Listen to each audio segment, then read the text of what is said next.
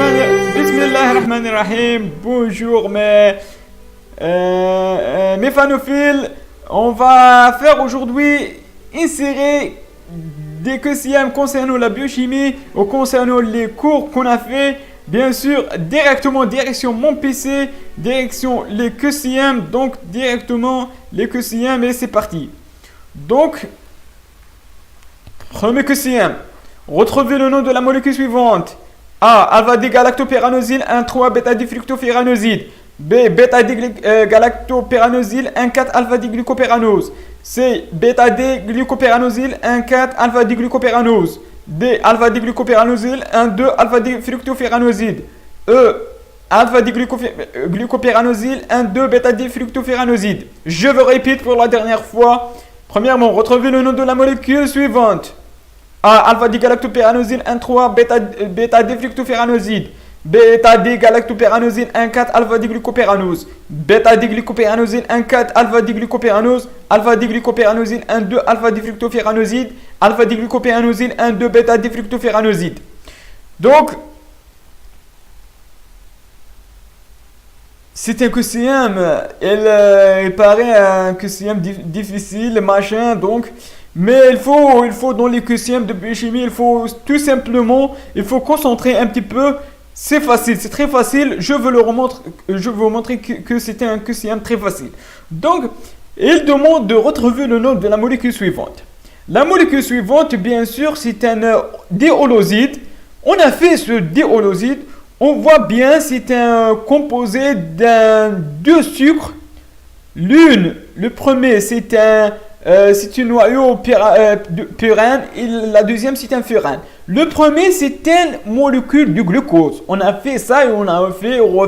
C'est une molécule du glucose. Et le deuxième, c'est un fructose.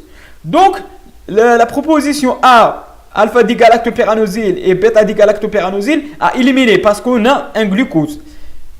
Donc, c'est la proposition A, c'est faux. B, c'est faux. Le C, c'est bêta-D-glucopéranosyle 1,4 glucopéranose. C'est faux parce qu'on a un fructose.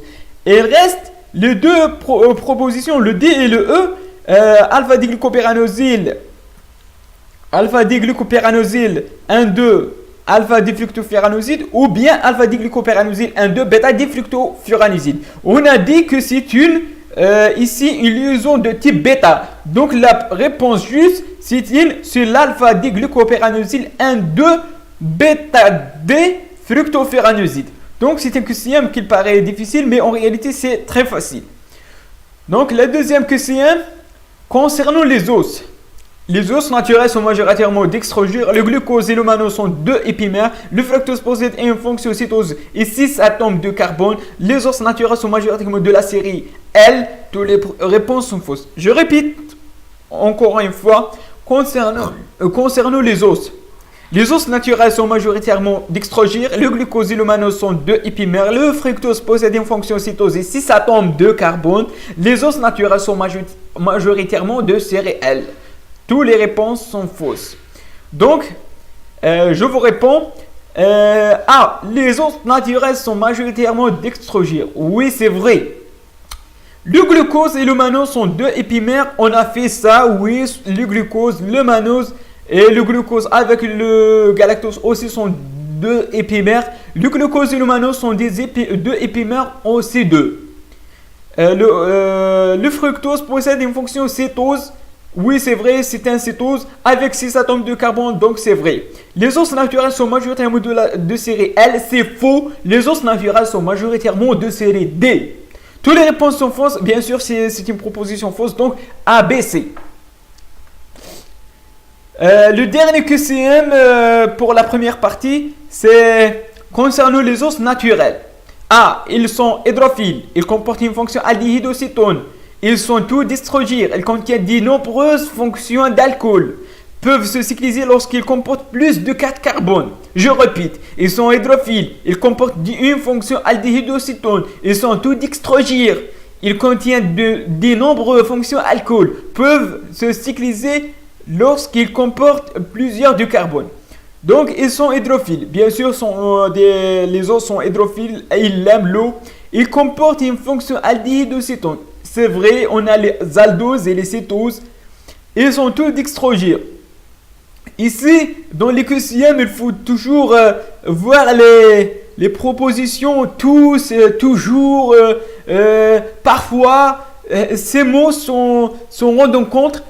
Ici, c'est faux parce que ne sont pas tous d'extrogir. Il y a des livrogires. Donc, oui, majoritairement d'extrogir, mais n'est pas tous. Donc, la proposition C, c'est faux. Il contient des nombreuses fonctions alcool. Oui, les fonctions alcool primaires, secondaires, donc c'est une proposition juste. Peuvent se cycliser lorsqu'on porte plus de 4. 4 carbones, c'est pas suffisant, donc c'est faux. Donc les réponses justes, c'est A, B et D. A, B et D. Donc c'est fini pour la première partie du QCM. Rendez-vous la deuxième partie, Inch'Allah. Donc à la prochaine, Inch'Allah. Je vous remercie, mes fanophiles, pour votre attention, pour votre commentaire. N'hésitez pas de laisser des commentaires. Cliquez sur j'aime, bien sûr. Et à la prochaine, Inch'Allah.